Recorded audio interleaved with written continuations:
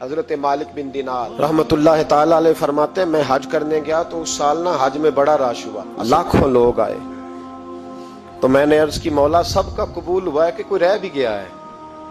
تو فرماتے مجھے خواب آئی اور بتایا گیا لاکھوں کا قبول ہو گیا۔ بڑا بے نیاز ہے اللہ، بڑا بے نیاز ہے، بڑا کریم ہے۔ چاہے تو گھر بیٹھے بیٹھے کہے ماں باپ کا چہرہ دیکھ میں تجھے حج کا ثواب دیکھ، ماں باپ کا چہرہ کا سب کا قبول ہوا، ایک ہے محمد بن ہارون بلخی اس کا نہیں قبول ہوا۔ فرماتے ہیں میں سویرے اٹھا تو میں ڈھونڈنے لگا کہ بلخ کے لوگ، خراسان کے لوگ کہاں ٹھہرے ہوئے ہیں، وہاں علیحدہ علیحدہ ہوتے ہیں نا، یہ پاکستانیوں کی بلڈنگیں، یہ انڈین ہیں، یہ فلان ملک ہیں۔ تو کہتے ہیں میں ڈھونڈتے ڈھونڈتے پہنچا تو میں نے بلخ کے لوگوں کو پا لیا۔ میں نے پوچھا تم میں محمد بن ہارون بلخی کون ہے؟ تو لوگ کہنے لگے وہ تو بڑا نیک آدمی ہے، بڑا پرہیزگار ہے۔ کہتے ہیں میں نے کہا مجھے خواب آئی ہے، حج قبول نہیں ہوا، یہ تعریفیں کر رہے ہیں۔ میں نے کہا کس طرح کا نیک؟ تو لوگ کہنے لگے جی 24واں تو وہ حج کرنے آیا ہے، ساری رات نفل پڑھتا ہے، سارا دن روزہ رکھتا ہے، بہت مالدار تھا پر ہر چیز اللہ کی راہ میں خیرات کر دی۔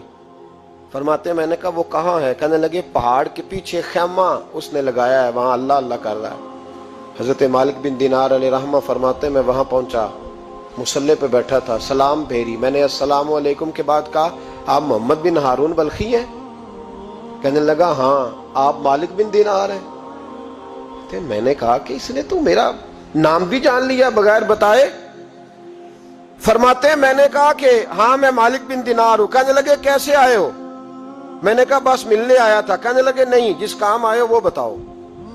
میں نے کہا میں ملنے آیا ہوں۔ تو کہتے ہیں وہ رو پڑے، کہنے لگے نہیں آپ کو خواب آئی ہوگی کہ میرا حج قبول نہیں ہوا۔ کہتے ہیں میرے رونگٹے کھڑے ہو گئے کہ اسے اتنا بھی پتا ہے کہ میرا حج قبول نہیں ہوا۔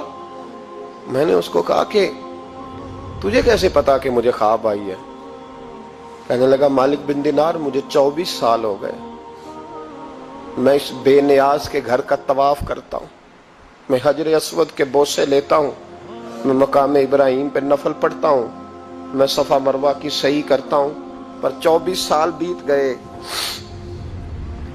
جب میں طواف وداع کرنے کے قریب آتا ہوں تو کوئی نہ کوئی اللہ کا ولی آ کے کہتا ہے دوڑ جا تیرا کوئی نہیں قبول ہوا۔ 24 سال۔ تو مالک بن دینار فرماتے میں اس کے قریب بیٹھ گیا اور اس کے گھٹنے پہ ہاتھ رکھا میں نے، بندہ بھی معذور تھا، اس کا ایک ہاتھ کٹا ہوا تھا، چہرے پہ عبادت کے نشانات نمایاں تھے، اور میں نے کہا یار پھر تیرا حج قبول کیوں نہیں ہوتا؟ تو کہنے لگا مت پوچھ تو مجھ سے نفرت کرے گا۔ میں نے کہا نہیں تو بتا۔ کہنے لگا نہ پوچھ۔ میں نے اصرار کیا تو کہنے لگا اس لیے نہیں قبول ہوتا کہ میں اپنی اماں کا نافرمان۔ تے ماں کا نافرمان کیا ہوا؟ تو کہنے لگے اللہ نے دولت دی، جائیدادیں، گھوڑے، زمینیں، میں عیاش ہو گیا، میں اللہ کے دیے ہوئے مال کو ناجائز جگہ خرچ کرنے لگا۔ ماں میری بوڑھی تھی، عبادت گزار تھی، مجھے سمجھاتی تھی۔ رمضان کا مہینہ، عصر کے بعد اماں تنور میں روٹیاں لگا رہی، میں گھر آیا شراب کے نشے میں، اماں روٹی دو۔ ماں کہنے لگی شرم کر، روزہ رکھا نہیں تو جنہوں نے رکھا ہے ان کا تو خیال کر۔ کہتے ہیں یہ لفظ میں نے سنے تو ماں کو ایک تھپڑ دے مارا، اماں جلتے ہوئے تندور میں گر گئے، لوگوں نے مجھے کمرے میں بند کر دیا۔ کہتے ہیں ساری رات میں شور سنتا رہا پر نشے میں پڑا رہا۔ اگلے دن ظہر کے بعد آنکھ تب کھلی جب میری بیوی الماریوں سے کپڑے نکال رہی تھی۔ میں نے کہا کہاں جا رہی ہو؟ کہنے لگی میکے جا رہی ہوں، میں ماں کے قاتل کے ساتھ وقت نہیں گزار سکتی۔ میں نے کہا ماں قتل ہو گئی؟ کہا ہاں، رات 9 مہینے تجھے پیٹ میں رکھنے والی اور چھاتی کا دودھ تیرے گلے میں اتار کے پالنے والی تیرے ہاتھوں قتل ہو گئی۔ کہا کدھر ہے میری ماں کی میت؟ کہا دفن کر دیا۔ بتایا کیوں نہیں؟ کہتے مرتے وقت کہہ گئی تھی اسے میرا منہ نہ دکھانا، میرے جنازے کے قریب نہ آئے۔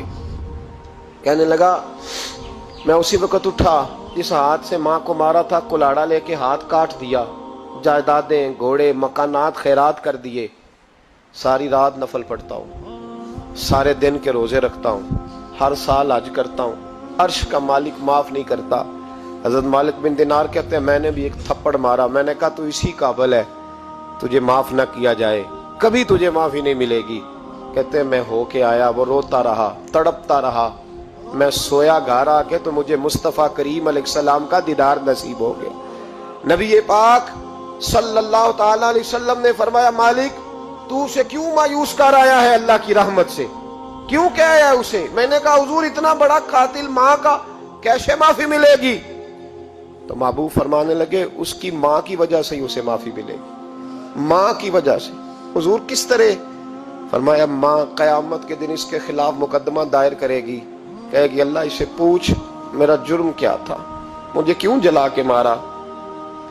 رب بات سنے گا اور پھر کہے گا اٹھاؤ اس کے بیٹے کو۔